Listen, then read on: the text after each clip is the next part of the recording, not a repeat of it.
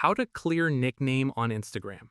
This tutorial shows you how to remove custom nicknames you've set for contacts in your Instagram DMs. First, open the Instagram app on your Android device. Next, tap on the messages icon in the top right corner to access your DMs. Following that, find the conversation where you've set a nickname for someone. Now, tap on that conversation to open the chat. Moving forward, tap on the person's name at the top of the chat. Afterwards, you'll see their profile information and chat settings. In addition to that, look for nicknames or edit nickname option. Once there, tap on nicknames to view and manage custom names.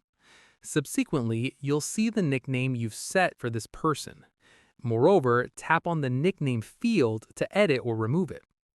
Afterwards, delete the custom nickname by clearing the text field completely. Then, leave it blank to remove the nickname entirely.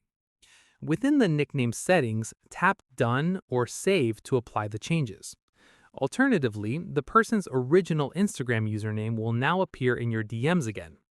Once cleared, you won't see the custom nickname anymore in your chat list or conversation. And that's it.